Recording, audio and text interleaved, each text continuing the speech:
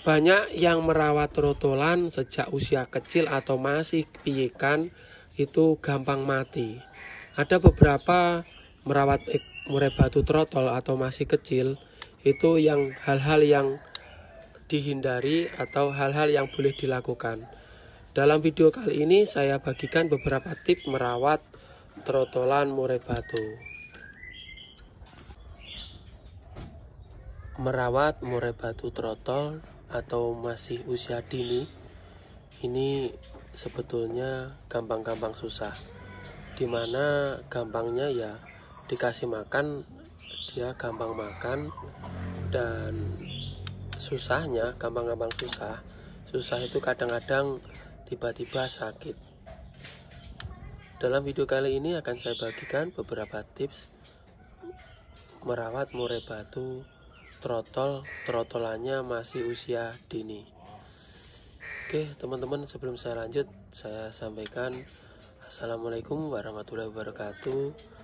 Teman-teman, video ini sebagai dokumentasi, mungkin teman-teman nanti punya masukan atau pengalaman lain silahkan ditulis kolom komentar ya. Oke teman-teman, di sini teman-teman lihat ekornya ya. Di pangkal ekornya, bukan ujung ekornya, terlihat itu masih merebung.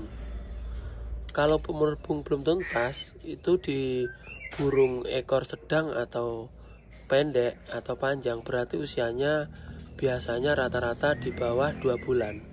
Karena di atas 2 bulan biasanya udah mulai kering ya, kalau ini masih merebung basah gini. Nah ini ternyata masih 1,5 bulan, dimana burung tersebut makan lancar, makan fur lancar, makan EF juga lancar, ditandai dengan itu kotorannya yang blunder-blunder.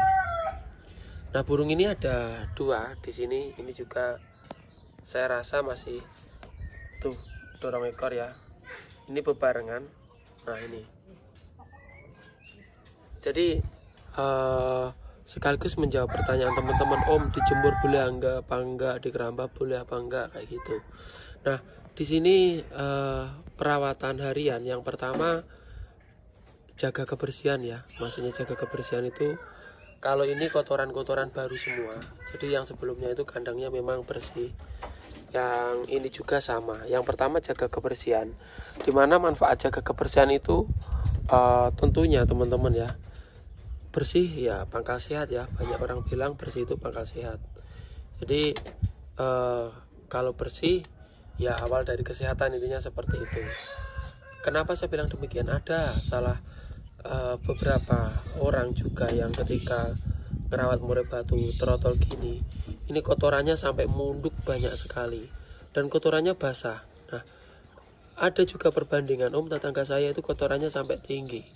Nah itu kalau misalkan dia di musim panas dan kotorannya basah, kotorannya itu berasal dari EF, itu nanti bisa naik, udaranya naik, bisa senot atau sesak nafas. Ya intinya sukalah kebersihan kayak gitu ketika merawat murai batu kayak gitu. Setelah jaga kebersihan, di sini pola makan dan minum. Air minumnya ini kalau ditanya kemarin tanya berapa hari sekali ganti kayak gitu. Ini ya sekitar 2 hari sekali atau 3 hari sekali kayak gitu. Tetapi ada sedikit burung dia itu suka nelek atau buang kotoran itu di air-airnya kayak gitu. Kalau misalkan ada yang seperti itu sering buang kotoran di air, itu 1 hari aja udah bau, 2 hari maksimal. Itu harus segera diganti.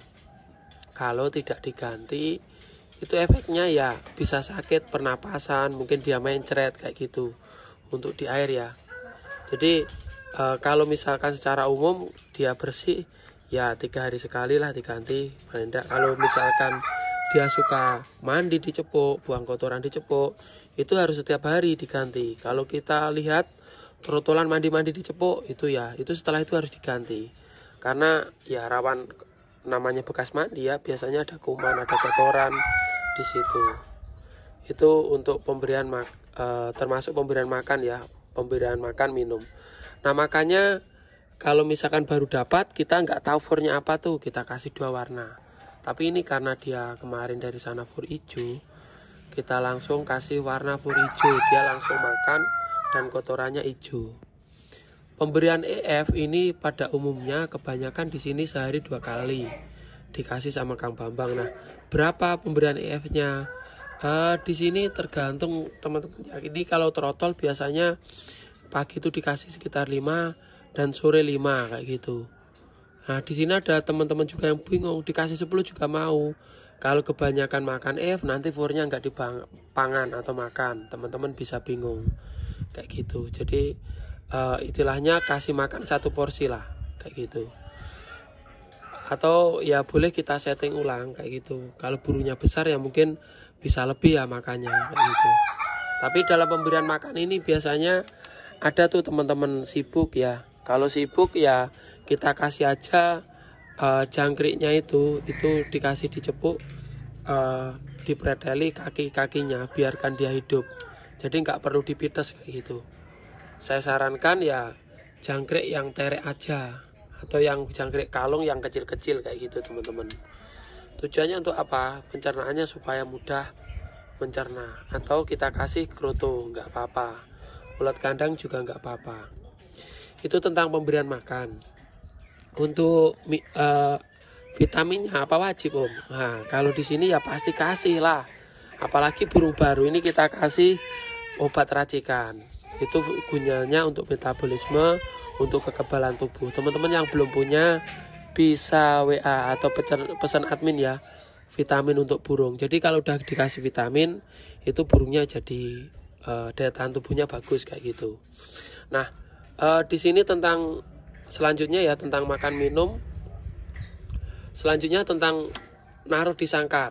Nah, kalau trotol teman-teman ya, sangkar bulat, sangkar kotak itu sembarang. Tapi kalau mau nantinya diajari mandi, enak pakai sangkar kotak untuk belajar mandi keramba. Tapi di usia yang masih kecil, jangan dulu dimandikan menurut saya. Biar dia mandi cepot dulu. Sampai kapan? Sampai ekornya itu mentok. Kan ini masih mebung dorong ekor tuh. Menandakan burungnya masih kecil. Kalau kita keramba atau kita ajari keramba, dia rawan stres juga, rawan sakit kayak gitu. Ini pengalaman saya sih. Jadi boleh diajari keramba setelah ekornya nanti mentok. Kan ini masih merebung-merebung tuh. Nah, masih merebung-merebung. Jadi nah itu masih merebung panjang. Karena masih muda banget. Nah itu tadi teman-teman. Kalau misalkan punyanya sangkar bulat ya nggak apa-apa. Tapi kalau ditaruh sangkar kotak itu perawatannya lebih gampang.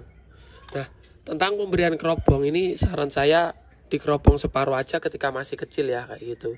Kalau di lampu boleh apa enggak? Ini kita udah nggak lampuan ya, udah kita ajari nggak lampuan, tapi kita menggunakan kerobong terus. Kita kerobong separuh supaya dia mudah makan. Menaruhnya ditaruh tempat tenang dan hangat kayak gitu. Jadi ada kemarin yang curhat-curhat tuh kenapa tiba-tiba sakit. Setelah saya tanya, dia sering gelabakan burungnya kayak gitu. Jadi dia usia segini kalau stres dia sering terbang-terbang gelabakan, itu juga badannya sakit, nggak mau makan, akhirnya ya sakit hati teman-teman. Nah itu perawatan harian. Tentang masteran ini kayaknya nggak perlu saya bahas lagi panjang lebar, karena pemasteran itu sesuai dengan keinginan juri ya. Kalau jurinya pengen yang rame tembakan cililin ya kita masteri cililin. Yang jelas minimal MP3 lah. Kalau hewan hidup malah bagus kayak gitu teman-teman. Itu untuk pemasteran. Nah itu tadi tentang perawatan harian ya. Untuk penjemuran jangan dijemur lama usia segini. Cukup digini aja seperti ini, bentar gitu, 5 menit itu udah. Kalau jemur lama ya bisa dehidrasi juga kayak gitu. Nah setelah kasih makan seperti ini ya udah taruh tempat tenang aja udah teman-teman. Ditunggu sampai ekornya mentok, baru itu kita proses. Dimana ekor mentok tersebut menandakan ya itu tadi dia udah usianya udah agak mapan dan dia udah kuat ya badan-badannya teman-teman. Itu tadi sedikit tip perawatan. Mungkin teman-teman ada masukan lain, silahkan tulis kolom komentar ya. Oke, sekian dulu. Wassalamualaikum warahmatullahi wabarakatuh.